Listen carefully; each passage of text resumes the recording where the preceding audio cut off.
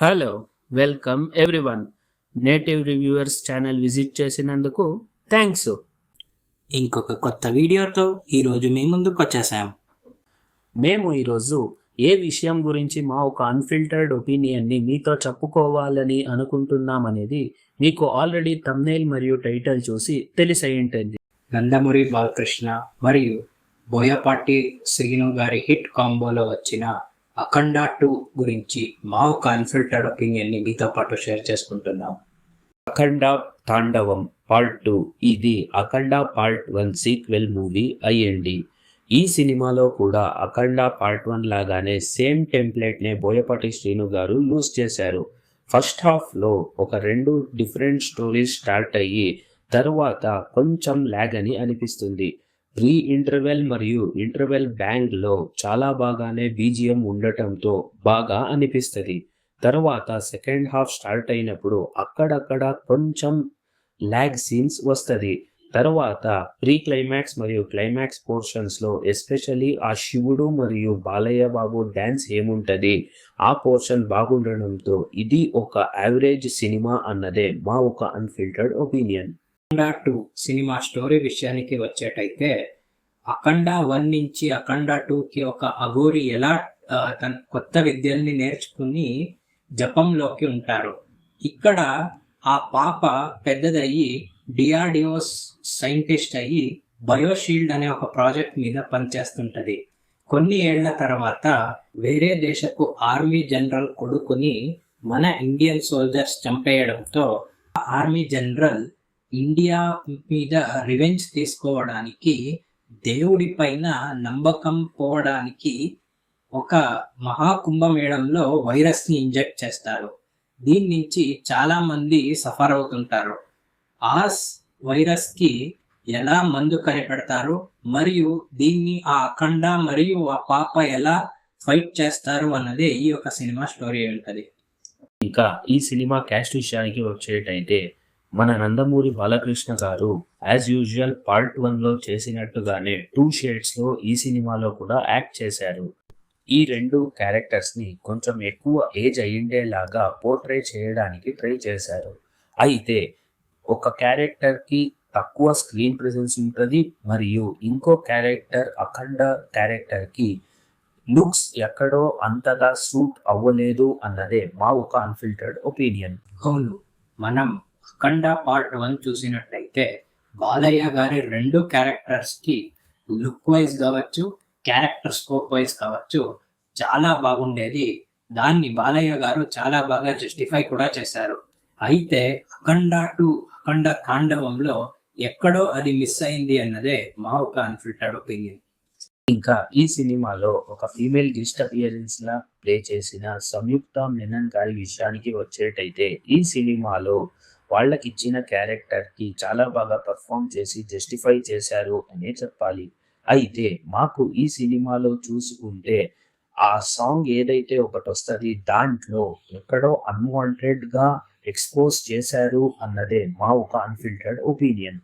ఇంకా ఈ సినిమాలో బాలయ్య కూతురిగా యాక్ట్ చేసిన హర్షాలి మల్హోత్రా గారు తమకిచ్చిన క్యారెక్టర్కి జస్టిఫై చేసి చాలా బాగా చేశారు అన్నదే మా ఒక అన్ఫిల్టర్డ్ ఒపీనియన్. ఇంకా ఈ సినిమా స్టార్ట్ అయినప్పుడు వచ్చే క్యారెక్టర్స్ అయిన ఆర్మీ జనరల్ మరియు ఎక్స్ ఆర్మీ జనరల్ క్యారెక్టర్లో ప్లే చేసిన ఇద్దరు చాలా బాగానే పర్ఫామ్ చేసి వాళ్ళ రోల్స్కి జస్టిఫై చేశారు అన్నదే మా ఒక అన్ఫిల్టర్డ్ ఒపీనియన్. ఇంకా ఒక నెగటివ్ ఎనర్జీలో ఉండే ఒక క్యారెక్టర్ని ప్లే చేసిన ఆది పినిశెట్టి గారు ఒక సర్ప్రైజ్ ఎలిమెంట్గా మూవీకి వచ్చి తమ పర్ఫార్మెన్స్తో ఆడియన్స్ని మెస్మరైజ్ చేశారు అన్నదే మా ఒక అన్ఫిల్టర్డ్ ఒపీనియన్.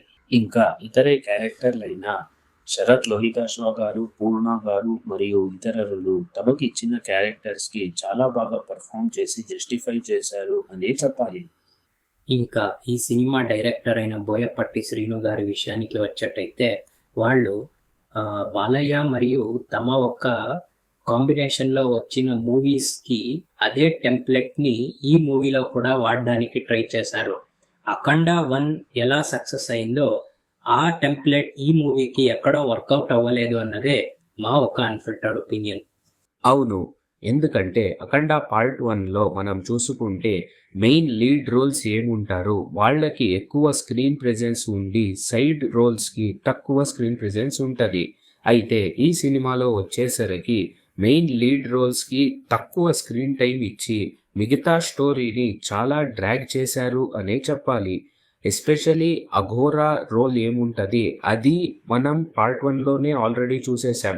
దాన్నే మళ్ళీ ఈ సినిమాలో కూడా సేమ్ టైప్ ఆఫ్ డైలాగ్స్ మరియు టెంప్లెట్ని ఈ సినిమాలో కూడా ట్రై చేయడానికి పోయి ఫెయిల్ అయ్యారు అన్నదే మా ఒక అన్ఫిల్టర్డ్ ఒపీనియన్. ఇంకా ఈ సినిమా హార్ట్ అండ్ సోల్ అయిన మ్యూజిక్ విషయానికి వచ్చేటైతే మన ఎస్ఎస్ తమన్ గారు సినిమా రిలీజ్కి ముందు రిలీజ్ అయిన పాటలు కూడా సినిమాకి హైప్ తెచ్చాయి. అందులో జాజికాయ సాంగ్ ఏముంటుంది అది స్టోరీకి అన్వాంటెడ్ అనిపిస్తుంది, ఇంకొక సాంగ్ యాప్ట్ అనిపిస్తుంది. అది తప్పితే బీజిఎంలో కూడా ఎస్ఎస్ తమన్ గారు ద హోల్ మూవీని తమ షోల్డర్స్ పైన క్యారీ చేశారు అన్నదే మా ఒక అన్ఫిల్టర్డ్ ఒపీనియన్. ఈ సినిమా ఫైట్స్ విషయానికి వచ్చేటైతే ఈ సినిమాలో చేసిన ఫైట్స్లో మనం బోయపాటి బాలయ్య మారత్ ఫైట్స్ యాక్షన్ సీక్వెన్స్ని చూడొచ్చు. ఎస్పెషలీ అఘోరా చేసే ఫైట్ సీక్వెన్స్ ఏముంటుంది అది చాలా స్టైలిష్గా కంపోజ్ చేశారు అనే చెప్పాలి. దాంతోపాటు తమన్ గారి బీజిఎం ఈ ఫైట్స్కి ఒక ప్లస్ పాయింట్గా అనిపించింది అన్నదే మా ఒక అన్ఫిల్టర్డ్ ఒపీనియన్. ఈ సినిమా కామెడీ విషయానికి వచ్చేటైతే ఫస్ట్ హాఫ్లో ఒక కామెడీని ఎక్కడో ట్రై చేశారు, అయితే అది సినిమాకి ఒక ల్యాగ్ సీన్గా మారింది అన్నదే మా ఒక అన్ఫిల్టర్డ్ ఒపీనియన్. అఖండ పార్ట్ 2 తాండవం ఈ సినిమా యాక్చువల్ రిలీజ్ డేట్ వచ్చి డిసెంబర్ 15 అయితే ప్రొడ్యూసర్ మరియు ఎగ్జిబిటర్ క్లాష్ వలన ఇది పోస్ట్ పోన్ అయ్యింది. దీంతో సినిమాకి ఎక్కడో కొంచెం హైప్ తగ్గింది. దీంతో పాటు అఖండ పార్ట్ 2 చూసిన తర్వాత మాకు అన్ఫిల్టర్డ్గా అనిపించింది ఏంటి అంటే ఎక్కడో అఖండ పార్ట్ 1 టెంప్లెట్ స్టోరీ అదేలాగానే మేము ఆల్రెడీ చూసేసాం. దీంట్లో ఏమీ కొత్తగా ఫ్రెష్నెస్ ఏమీ బోయపాటి శ్రీను గారు ట్రై చేయడానికి పోలేదు. సో ఇది ఈరోజు మా వీడియో అయ్యింది. మీరు ఈ సినిమా చూసినట్టయితే కమెంట్ చేయండి, మరియు ఎవరు మీ ఫ్రెండ్ వెళ్ళాలనుకుంటున్నారో వారితో షేర్ చేయండి. మా ఈ ఒక అన్ఫిల్టర్డ్ ఒపీనియన్స్ మీకు నచ్చినట్టయితే దయచేసి కమెంట్ చేయండి మరియు లైక్, షేర్, సబ్స్క్రైబ్ చేసుకోండి. లాస్ట్లో బెల్ కొట్టేది మాత్రం మర్చిపోకండి.